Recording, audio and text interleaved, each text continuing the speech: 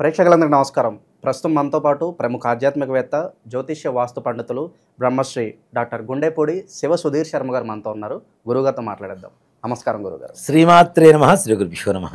గురుగారు, జూన్ మాసంలో కర్కాటక రాశి వారికి ఈ నెలంతా కూడా ఎలాంటి ఫలితాలు ఉండబోతున్నాయి? ఎలాంటి జాగ్రత్తలు, రెమెడీస్ పాటించాలి జూన్ నెలలో? ముఖ్యంగా కర్కాటక రాశి వారి లక్షణాలు తీసుకుంటేనా, కర్కాటకం ఎక్కడుంటుంది? నీళ్లలో ఉంటుంది ఎక్కువగా.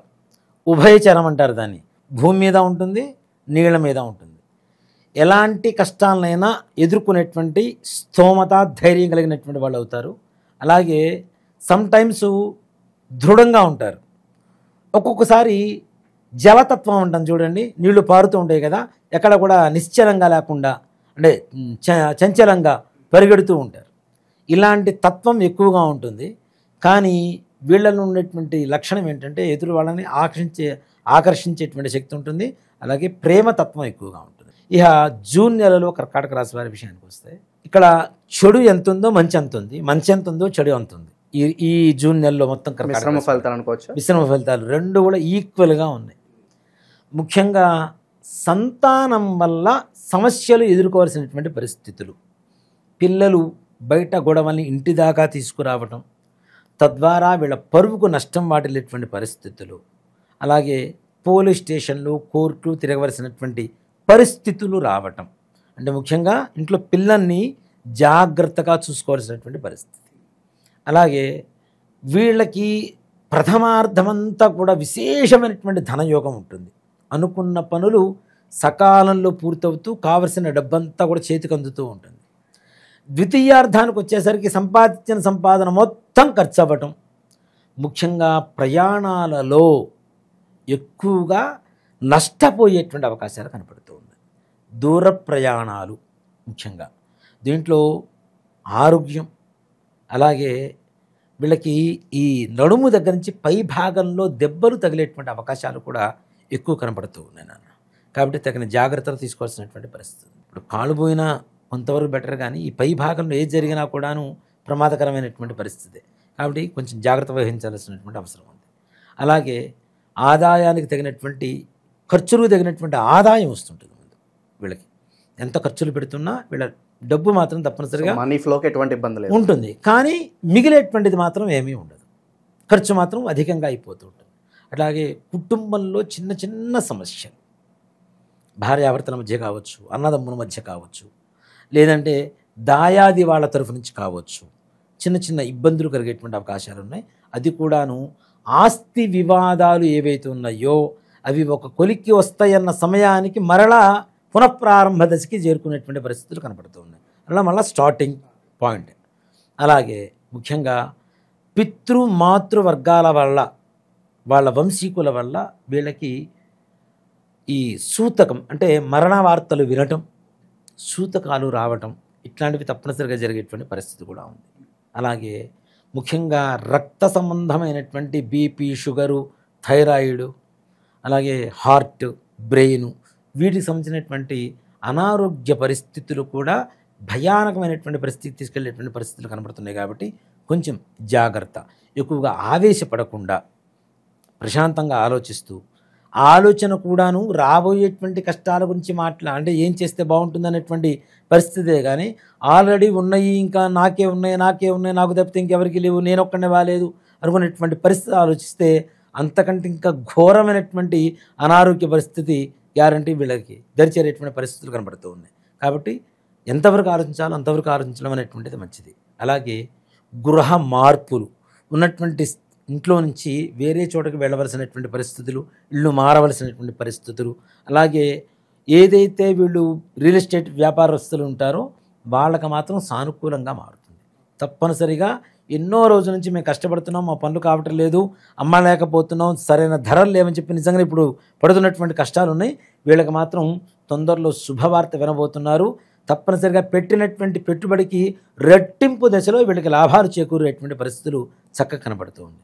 అలాగే బిల్డర్స్, ఈ మట్టి పనులు, కర్ర పనులు చేసేటువంటి వాళ్ళు, అలాగే ఈ ఇంటీరియర్ డెకరేషన్స్ కానివ్వండి, క్లాత్ బిజినెస్ కానివ్వండి, హోటల్ బిజినెస్ కానివ్వండి, ఇట్లాంటి వాళ్ళు కూడా కొంత మేరకు పర్వాలేదు, బాగానే ఉంది.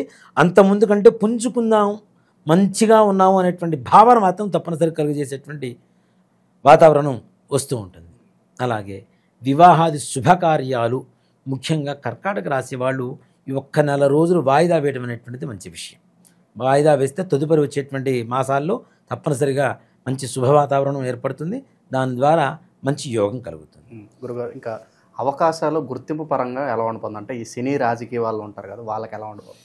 రాజకీయపరమైనటువంటి వాళ్ళకి ఈ నెలలో ఏదైనా పదవి వస్తుంది అంటే దాని గురించి పెద్దగా ఆలోచించకండి. అందని ద్రాక్షలాగానే ఉంటుంది, ఊరిస్తుంటుంది, కానీ దరి చేరడం కష్టం, దాని టార్గెట్ రీచ్ అవ్వడం కష్టం అవుతుంది. కాబట్టి దాని గురించి పెద్దగా ఆలోచించొద్దు, పర్వాలేదు. తదుపరి మాసాల్లో రాబోయేటువంటి రోజుల్లో మంచి రోజులు ఉన్నాయి కాబట్టి ఈ ఒక్క మాసం మాత్రం నిరాశ పొందకుండా విజయం వైపు ప్రయాణాన్ని సాగిస్తూ ఉండండి, అంతే. అలాగే ఉద్యోగస్తులు ప్రమోషన్స్ కోసం ప్రయత్నిస్తూ ఉంటారు, కానీ వీళ్ళ పేరు లిస్టులో ఉంటుంది, కానీ చివరికి ఆ చివరి లిస్ట్ ఉంటుంది, లాస్ట్ ఫైనల్ చేస్తారు కదా, దాంట్లో మాత్రం వీళ్ళ పేరు తొలగించబడేటువంటి పరిస్థితులు కనబడుతూ ఉన్నాయి. కాబట్టి కొంచెం దాని పట్ల కూడా నిరాశాభావంగానే ఉన్నటువంటి పరిస్థితులు కనబడుతున్నాయి. నిరుద్యోగులు కూడా కొంతకాలం వేచి చూడాల్సినటువంటి పరిస్థితి. మహా అయితే ప్రథమార్థంలో గట్టిగా ప్రయత్నిస్తే కొంతవరకు పర్లేదు అనిపిస్తుంది, కానీ వాళ్ళు కోరుకున్నంత స్థాయి ఉద్యోగాలు కాకపోయినా ఎంతో కొంత మంచి ఉద్యోగాలు వచ్చేటువంటి పరిస్థితులు కనబడుతున్నాయి. వ్యాపారస్తులు కూడా తగిన జాగ్రత్తలు వహించాలి. పెట్టుబడులు పెట్టడం, అనవసరంగా అప్పులు ఇవ్వటం, అనవసరంగా వీళ్ళ దగ్గర ఉన్నటువంటి ద్రవ్యం ఉంటుంది. ఇప్పుడు వ్యాపారం అంటే డబ్బే కాదు కదా, ఉన్నటువంటి ధాన్యం కావచ్చు, ఇంకో వస్తువులు కావచ్చు, ఏవైనా సరే పక్క వాళ్ళకి ఇచ్చి వాళ్ళు లాభాన్ని పొందుతారు. ఇప్పుడు మీరు తక్కువ ధరకి ఇచ్చేశారు, వెంటనే రేట్లు పెరిగిపోయినాయి, పక్క వాళ్ళకి లాభం వచ్చింది అంటే అర్రే అని చెప్పి నోట్లో వేలేసుకుంటూ పోయి చేయగలిగింది ఏముండదు కదా. కాబట్టి ద్రవ్యాన్ని అట్లా నిల్వ ఉంచండి కొంతమేరకు, దాని ఫలితం రాబోయేటువంటి రోజుల్లో మంచిగా ఉంటుంది. కాబట్టి అలా వృధాగా ఇవ్వడం కానీ, అమ్ముడు పోవటం లేదులే ఏదో ఒకటి ఇచ్చేసేద్దాం నష్టానికి లాభానికి అని చెప్పేసి ₹1 చూసుకొని ఇచ్చారు అంటే మీ దగ్గర తీసుకున్నటువంటి మరుసటి రోజునే పక్క వాళ్ళు దాని మీద ₹100 లాభాన్ని పొందుతారు. అప్పుడు నిజంగానే బాధేస్తుంది కదా. మన దగ్గర ఉన్నప్పుడు ₹90 ఉంటే పక్క పోయిన తర్వాత ₹120 అయిపోతే ₹30 మనం తినకుండానే పోతున్నట్టు కదా. సో కాబట్టి ఇలాంటి పరిస్థితులు కూడా ఉన్నాయి కాబట్టి కొంచెం జాగ్రత్త వహించండి. ముఖ్యంగా రైతులు చక్కటి పంటలు పండుతాయి, వాళ్ళు అనుకున్న చక్కగా రేట్లు వస్తాయి. అలాగే పంట కూడా మంచి దిగుబడి వచ్చేటువంటి పరిస్థితులు కనబడుతూ ఉన్నాయి. ముఖ్యంగా కర్కాటక రాశిలో ఉండేటువంటి సైనికులకు కూడా ఇప్పుడు ముఖ్యంగా చెప్పుకోవాల్సింది అదేనా మనం, సైనికులకు కూడా కొంతమేరకు దేశ సరిహద్దుల్లో ఉంటున్నారు కాబట్టి కొంతమేరకి వారికి చిన్న చిన్న ప్రమాదాలు తప్పించి పెద్ద సమస్యలు అయితే ఏం కావు, బాగా ఉంటారు, విజయం సాధిస్తారని చెప్పడంలో ఏమాత్రం కూడా సందేహం లేదు. గురుగారు, చాలా వరకు మిశ్రమ ఫలితాలు కనిపిస్తున్నాయి కాబట్టి ప్రజెంట్ ఉన్న గ్రహస్థితి బట్టి ఎలాంటి పరిహారాలు వాళ్ళకి బాగా అవసరం అంటారు? వీళ్ళకు కూడా గురుగ్రహ సంచారమే ప్రతికూలమవుతుంది. ద్వాదశ స్థానంలో కర్కాటక రాశికి, 12వ స్థానంలో మిథున రాశిలో గురుగ్రహ సంచారం ఉంటుంది. దీనివల్ల స్థానచలనాలు ఎక్కువ ఉంటాయి ఉన్న చోటు నుంచి వేరే చోటుకి వెళ్ళాల్సినటువంటి పరిస్థితులు, ఉన్న ఉద్యోగం మంచిగా ఉంటూనే ఉంటుంది, చక్కన మారాల్సినటువంటి పరిస్థితులు, లేదా ఊడిపోవాలి, ఉద్యోగం పోవటం. సో ఈ స్థానచలనం వల్ల చాలా వరకు చాలా ఇబ్బంది కలుగుతుంది. మానసికమైనటువంటి అస్థిమితత, అధికారుల ఒత్తిడి, ప్రథమార్థంలోనేమో మన్నలు పొందుతారు, ద్వితీయార్థంలోనే వాళ్ళతో తిట్లు తింటూ ఉంటారు. సో కాబట్టి ఈ రకమైనటువంటి వాతావరణం కొంచెం మానసికంగా బాగా కుంగదీసేటువంటి పరిస్థితులు కనపడుతూ ఉంటాయి.